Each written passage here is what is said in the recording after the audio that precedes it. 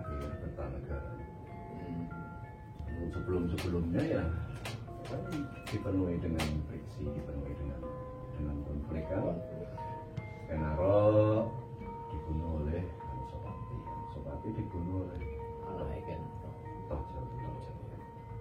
Kan Sumpyan Jaya dibunuh oleh begitu seterusnya. Jadi yang bisa merangkul semua problem, semua intrik, semua konflik masa lalu ya pada masa era Kertanegara itu.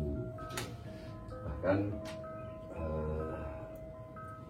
semua saudara, anak cucu Kenaro baik dari Kenedes maupun Kenkuman semua mendapat posisi yang penting.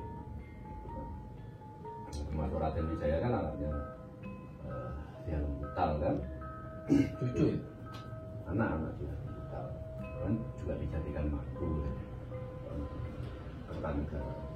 Jadi problem internal selesai pada era Kertanegara, barulah bisa berpikir eksternal, di mana pada era itu dunia itu digegerkan oleh kekuatan dasar bernama Mongolia yang secara ekspansif itu terus melakukan penaklukan ke negara lain ya. Ke barat itu bahkan sampai tembus Eropa, nggak sampai Afrika, sampai tembus Eropa. Asia Tengah udah ludes, India, Pakistan, Afghanistan ludes, ke selatan sudah sampai sudah sampai Vietnam, sudah sampai Burma ya. Sehingga semua negara-negara di lautan selatan pada saat itu posisinya cemas. Ini sebentar lagi kekuatan Mongolia akan sampai ke kepulauan di selatan. Negara itu kan di selatan banyak sekali kerajaan. Kondisi itu membuat kekhawatiran negara-negara bangsa-bangsa di selatan pada saat itu ditangkaplah oleh Kertanegara. Ini kalau bangsa-bangsa Nusantara tidak bersatu, tidak berkoalisi, tidak menjalin kekuatan kerjasama militer, tidak mungkin akan bisa menandingi kekuatan Mongol, orang militer Mongol yang sangat dahsyat. Atas keprihatinan itu sekaligus muncul sebuah semangat, sebuah ide untuk mempersatukan Nusantara. Selamanya kalau Nusantara ini tidak bersatu dalam satu panji, maka mudah sekali suatu saat kapanpun akan dihancurkan oleh negara lain. Kalau negara lain sudah masuk, maka mudah kan? Misalnya sudah masuk ke Sulawesi, mudah saja nanti menghancurkan Kalimantan, Sumatera, atau Jawa. Kemudian Kertanegara mencanangkan sebuah proyek besar bernama Ekspedisi Pamalayu. Kenapa memakai istilah Pamalayu? Itu kecerdasan Kertanegara juga kan untuk merangkul negara-negara di Nusantara ini yang secara umum Melayu menjadi bahasa perdagangan pada saat itu. Dan itu disambut baik oleh banyak negara lain, terutama negara-negara di Sumatera yang dekat dengan utara kan akan menjadi sasaran pertama kan kalau sampai Mongolia ekspansi ke selatan. Karena dengan terutama untuk disapot betul oleh negara Dharmasraya, dan keduanya kemudian membangun aliansi militer yang didukung oleh negara-negara yang lain untuk mengamankan Selat Malaka, Kepulauan Riau. Berharap kalau pasukan Mongolia ke selatan itu sudah dihadang dulu di utara batas. Tapi ini kan keputusan ini, proyek ini berbiaya besar, sekaligus juga beresiko besar. Beberapa pejabat mensinyalir gelang Selatan. Kebetulan Raja Jayakatwang itu kan keturunan Kediri yang pernah ditaklukkan Kenarok oleh leluhur Singosari, jadi pasti punya dendam. Tapi Kertanegara sudah sangat teguh pada saat itu. Ya, pejabat-pejabat yang tidak setuju, termasuk Mahapatinya sendiri, Muraganata itu dipecat karena tidak sepakat dengan proyek ekspedisi Ramalan. Kemudian salah satu pejabat yang sangat berprestasi, banyak ide, atau Arya Wiraraja. Arya Wiraraja nama kami ini sampean ya, di Lumajang. Jadi Arya Wiraraja jabatannya juga diturunkan, dipindah ke Sumeneb. Ya, secara umum kemudian ekspedisi Ramalan ini sukses. Aliansi antar negara di Nusantara berhasil, dan ini yang membuat nama Singosari Kertanegara dibicarakan di seluruh Nusantara. Bahkan sampai ke Mongolia. Kemudian penasaran sekali bagaimana Nusantara yang terdiri dari pulau-pulau dan sebagainya itu bisa bersatu, bisa dikonsolidasi oleh Singosari, oleh Kertanegara. Siapa ini Kertanegara? Akan bulan mengutus utusan kan ke Singosari untuk agar tidak terjadi perang, menyatakan takluk gitu kan. Cerita telinga di potong. Utusan itu kembali ya marah betul kan, diberikan mengirim pasukan dalam besar-besaran, konon itu sampai 300 ribu. Makanya pada saat Kertanegara sedang bangga-bangganya dengan kesuksesan visi dia, kejayaan Singosari dipuji di mana-mana di Nusantara, yang mengadakan pesta besar-besaran di istana.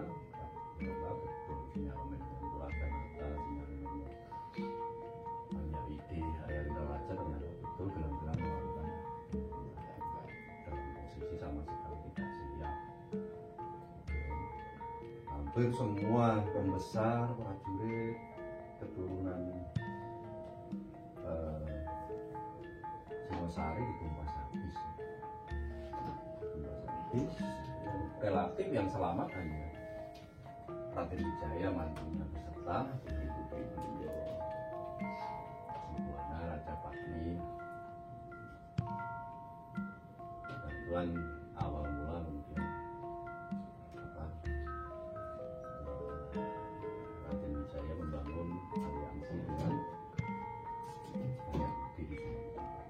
di pelarian itu dengan lari ke Sumeneb, kemudian mendapatkan saran agar menyerah baik-baik, kemudian mendapat hadiah hutan tarik, kemudian membangun kekuatan diam-diam, lari ke Majapahit itu didukung sepenuhnya oleh Arya Wiraraja beserta orang-orang kepercayaan.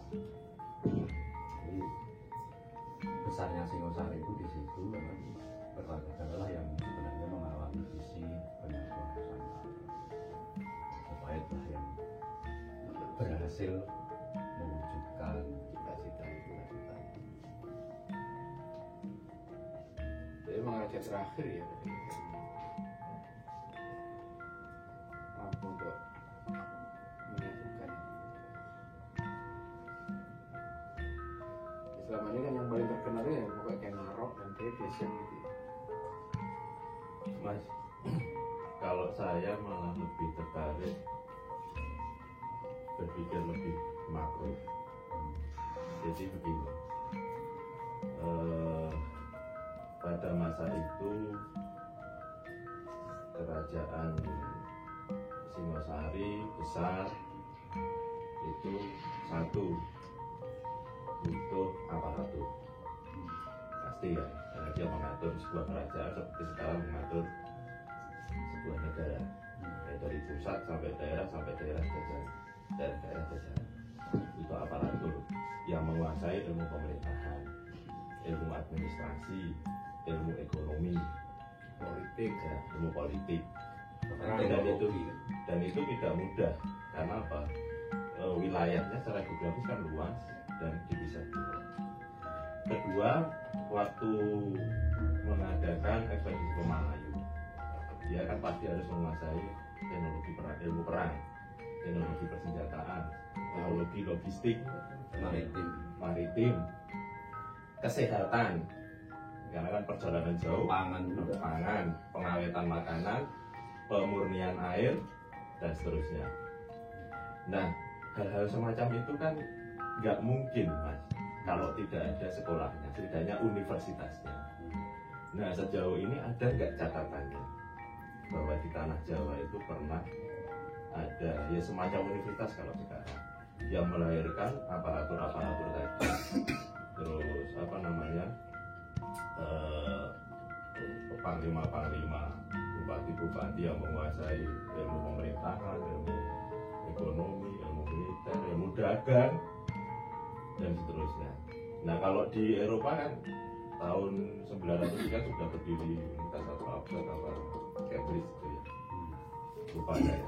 Tapi sekitar itu. Nah, kalau di Nusantara ini ada nggak jejaknya? Ya, itu kan perspektif kita itu membayangkan itu semua kan dalam perspektif barat, membayangkan sekolah, membayangkan universitas gitu. Jadi kan karena kita sejak kecil tahunya sekolah, universitas itu konsepnya ya kayak yang kita kenal. Nah, sekarang ini perspektif barat itu kan konsep barat, konsep sekolah kita sekarang, konsep universitas kita sekarang itu ya itu adalah konsep barat, konsep negara-negara barat yang membawa melalui proses kolonialisme barat. Dan kemudian itu banyak membuat kita lupa bahwa negeri ini, bangsa ini sebenarnya punya sistem pendidikan sendiri. Punya sistem pendidikan sendiri, padepokan dan pesantren. Kalau sebelum Islam masuk tahun 90-an, akhir 800-an atau 900-an, bahkan sebelum itu kan konsep kita padepokan. Seperti pesantren sekarang ada di mana-mana, ada di desa manapun, seharusnya padepokan dulu juga ada. Dan tiap kerajaan pada saat itu punya padepokan khusus, bahkan dengan jenis-jenis khusus. Hampir semua anak raja itu pasti dicantrikkan dulu di padepokan, di sebuah padepokan. Tergantung tujuannya ingin menguasai ilmu apa.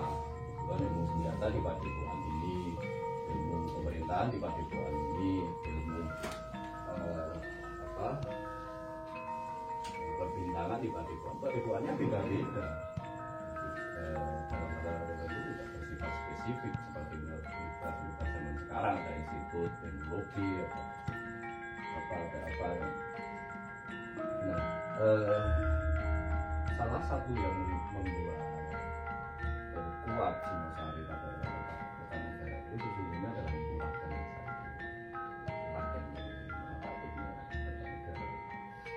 itulah yang paling matang dalam konsep pemerintahan dan kenegaraan, terutama dalam mengkonsep sistem pendidikan padepokan di seluruh wilayah Singosari agar melahirkan tokoh generasi penerus yang tidak tanding Menguasai dalam bahasa sekarang sains, bahkan juga sampai ke soal ilmu kanuragan yang menyiapkan kanuragan untuk padepokan yang digunakan untuk melahirkan panglima perang di Tanjung ini. Dalam bukunya Asmoniloto,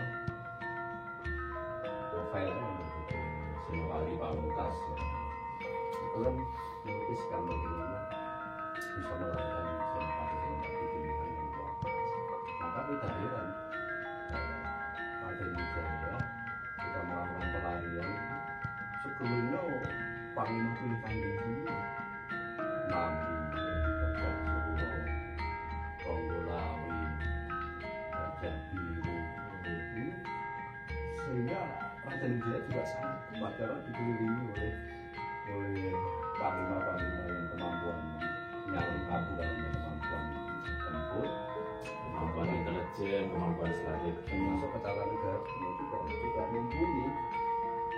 Ya, Majapahit juga bisa berkembang dengan cepat dan itu semua satria-satrianya Raden Wijaya ini didikan pakai masa Singasari dan konsep-konsep itu kemudian juga diadopsi pada